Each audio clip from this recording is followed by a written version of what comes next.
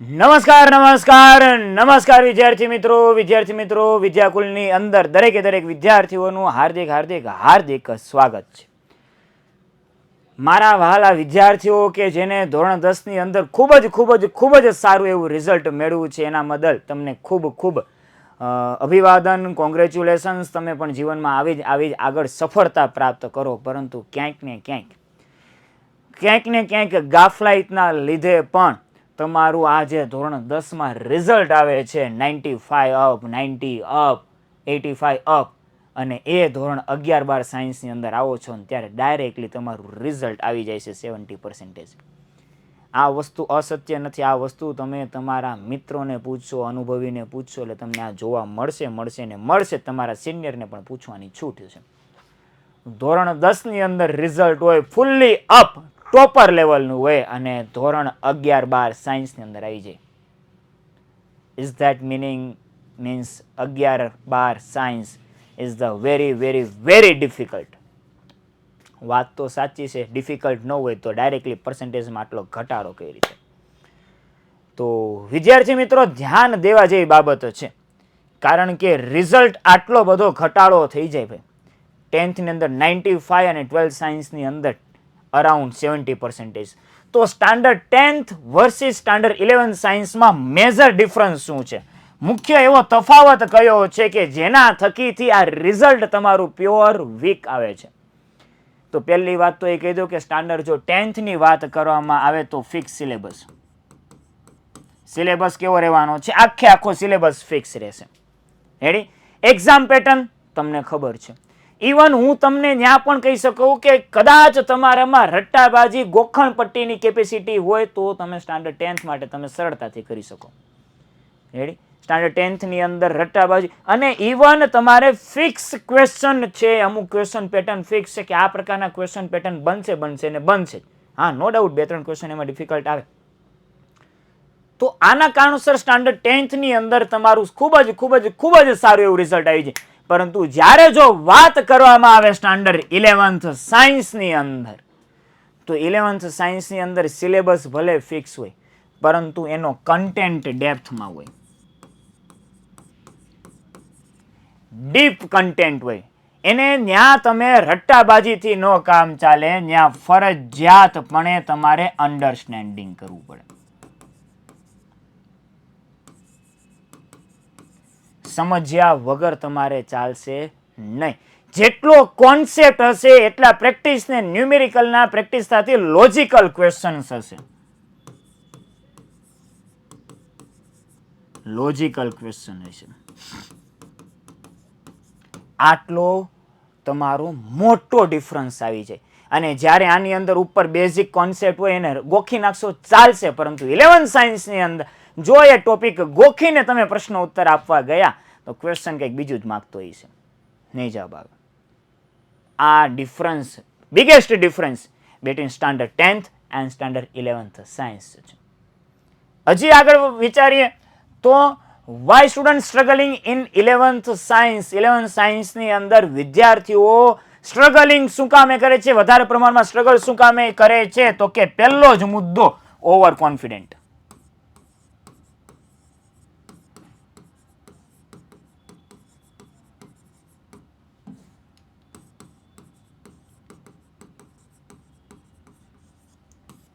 તમારું over confidence કે standard 10th માં તમારું રિઝલ્ટ આવી ગયું છે, 90 અપ આવી ગયા છે, તો હવે 11th સાયન્સમાં પણ લાવી દેશું. ભાઈ, વાત ખોટી છે.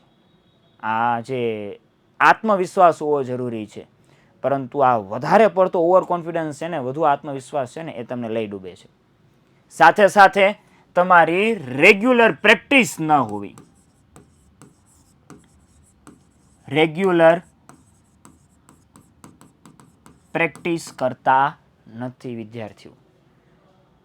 સ્ટાન્ડર્ડ 10th ની અંદર લાસ્ટ 2 મંથ, લાસ્ટ 3 મંથની અંદર પૂરા જોશથી, પૂરી મહેનતથી, પૂરા ફોકસથી મહેનત કરી લીધી, રિઝલ્ટ આવી ગયું. પરંતુ અહીંયા તમે રેગ્યુલર પ્રેક્ટિસ નથી કરતા. આ આવી જાય, બેકલોગ લાગી જાય ભાઈ. બેકલોગ એટલે શું? કે જે ચેપ્ટરનું રેગ્યુલર રિવિઝન થઈ જવું છે, એમાંથી એકાદ બે ચેપ્ટર મિસ થઈ ગયા, આગળ ત્રીજો ચોથું ચેપ્ટર આવી જાય. હવે ઇવન ત્યાં સુધી કહી દઉં કે સ્ટાન્ડર્ડ 11-12 સાયન્સની અંદર તમારે એક પણ 1 થી 2 ચેપ્ટર વચ્ચે મિસ થયા એટલે ત્રીજું ચેપ્ટર ગેરંટી સાથે નથી આવડવાનું, કારણ કે ત્રીજું ચેપ્ટર ડાયરેક્ટલી ઓર ઇનડાયરેક્ટલી આગળના ચેપ્ટર સાથે જ લિંક છે, એની સાથે જોડાયેલું છે. જો એ આગળના ચેપ્ટરને તમે અવગણી નાખશો તો એ ચેપ્ટર પણ તમને નહીં જ સમજાય, ગેરંટી સાથે તમને નહીં જ આવડે, ગમે તે કરી લો. પછી તમારે ફરજિયાતપણે એ ચેપ્ટર ગોખવું પડશે. અને આગળના ચેપ્ટર જેવા તૈયાર કરવા ગયા એટલે સિલેબસ હજી પણ એનાથી વધારે આગળ નીકળી ગયો છે, એટલે પાછું તમારે અહીંયા બેકલોગ લાગી ગયું. સોશિયલ મીડિયા,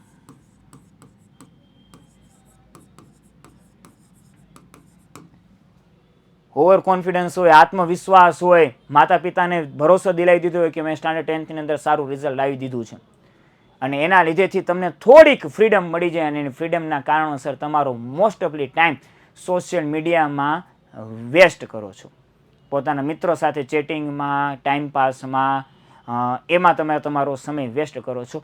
આવા મુખ્ય 4 મુદ્દાના કારણે સ્ટાન્ડર્ડ 11th સાયન્સની અંદર સ્ટુડન્ટને સ્ટ્રગલ કરવું પડે છે. આ 4 મુદ્દાના કારણોસર. વધી આગળ. હવે સબ્જેક્ટ આપણા જે મુખ્ય 4 વિષય છે, એમ તો મોસ્ટ ઓફલી 5 વિષયની એક્ઝામ હોય, કેમેસ્ટ્રી, ફિઝિક્સ, મેથ્સ ઓર બાયો, અને સાથે સાથે ઇંગ્લિશ અથવા ઘણા વિદ્યાર્થીઓને કોમ્પ્યુટર અથવા સંસ્કૃત હોય. પરંતુ આપણે મુખ્ય 4 વિષયોની જો ચર્ચા કરીએ ભાઈ, ફિઝિક્સ, તો ફિઝિક્સમાં જોવા જશો તો ફિઝિક્સમાં ન્યુમેરિકલ આવે, કોન્સેપ્ટ આવે, લોજિક આવે. આ 3 મુદ્દા જો તમારા ક્લિયર હોય ને ભાઈ, આ 3, એક તો ન્યુમેરિકલ,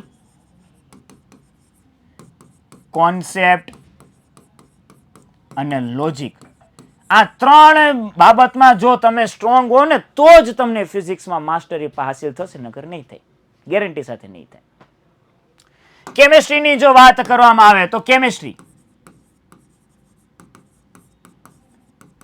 તો કેમેસ્ટ્રીની અંદર ઓર્ગેનિક, ઇનઓર્ગેનિક અને સાથે સાથે ફિઝિકલ કેમેસ્ટ્રી, 3 પ્રકારની કેમેસ્ટ્રી આવે ભાઈ. ઓર્ગેનિક, ઇનઓર્ગેનિક, ફિઝિકલ,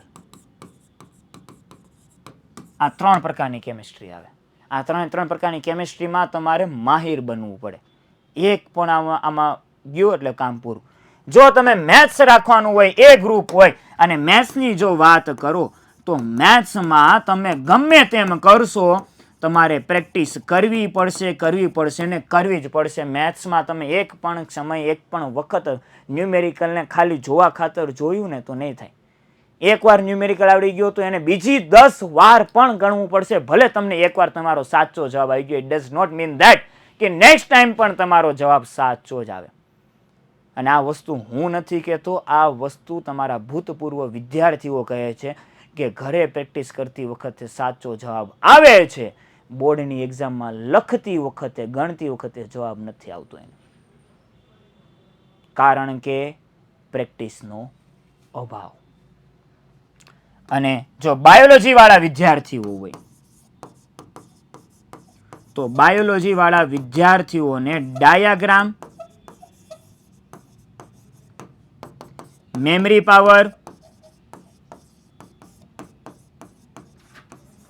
અને કોન્સેપ્ટ, આ 3 વસ્તુની જરૂર પડે છે. ડાયાગ્રામમાં એકદમ નીટ એન્ડ ક્લીન ડાયાગ્રામ હોવી જોઈએ. દરેકે દરેક વસ્તુ અહીંયા પ્રોપરલી એક્સપ્લેન કરતા પણ આવવું જોઈએ. એક પણ મુદ્દો એમાં મિસ થવો જોઈએ નહીં. સાથે સાથે મેમરી પાવર પણ ડિમાન્ડ કરશે. મેમરી પાવર પૂરેપૂરું ડિમાન્ડ કરશે, કારણ કે સાયન્ટિફિક નેમ હોય, આ બધું ડિમાન્ડ કરશે. અને કોન્સેપ્ટ, જો એને પણ બાયોલોજી માત્ર ને માત્ર મેમરી પાવરથી નહીં થાય, એમાં પણ જો કોન્સેપ્ટને ભૂલી ગયા તો એ પણ તમને પછાડશે. ભલે પછી તમારે 10મા ધોરણમાં A1 ગ્રેડ આવ્યો હોય, કાંઈ કામનું નથી A1 ગ્રેડ. આ વસ્તુ છે. આ જે 4 સ્તંભ છે ને, એ 4 સ્તંભ ગમે ત્યારે તમને પાડી મૂકશે. એક પણ વીક નો જાય, એક પણ વીક ગયો તો. આ છે સબ્જેક્ટ રિયાલિટી. અને વિદ્યાર્થીઓ મિસ્ટેક ક્યાં કરે છે?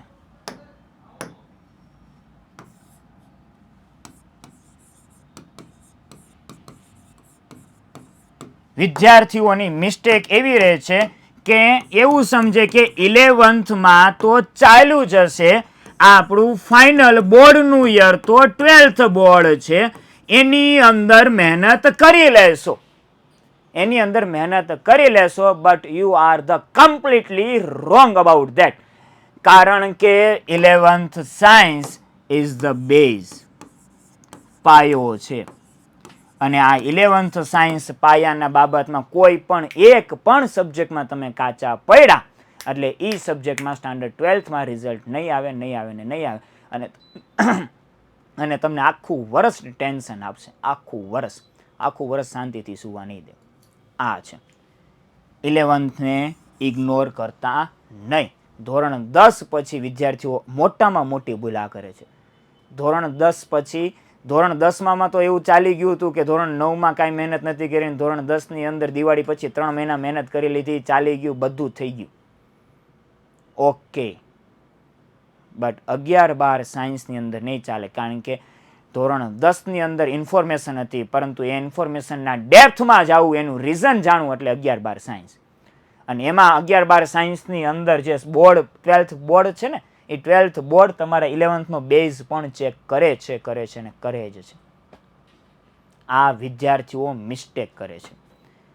અને જે સ્માર્ટ સ્ટુડન્ટ છે, સક્સેસફુલ સ્ટુડન્ટ છે, તે શું કરે છે? તો successful student daily practice,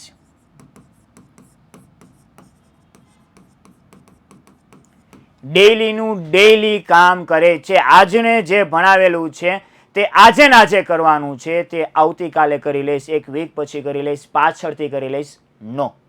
daily revision.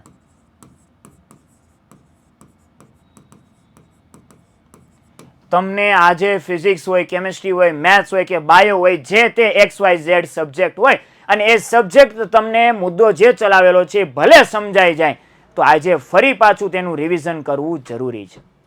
Even આજે નહીં, પરંતુ થોડાક દિવસો પછી પણ, after a 1 week, after a 2 week, after a month ફરીથી રિવિઝન કરવું જરૂરી છે. જો આ રિવિઝનને ચૂકી ગયા ને તો ગયા.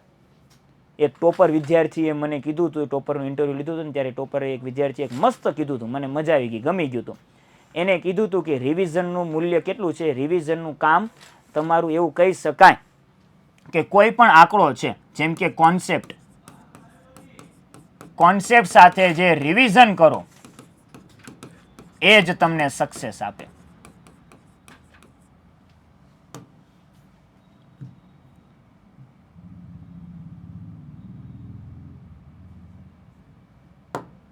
કોન્સેપ્ટ સાથે જેટલી વાર રિવિઝન કરશો એ સક્સેસ આપશે.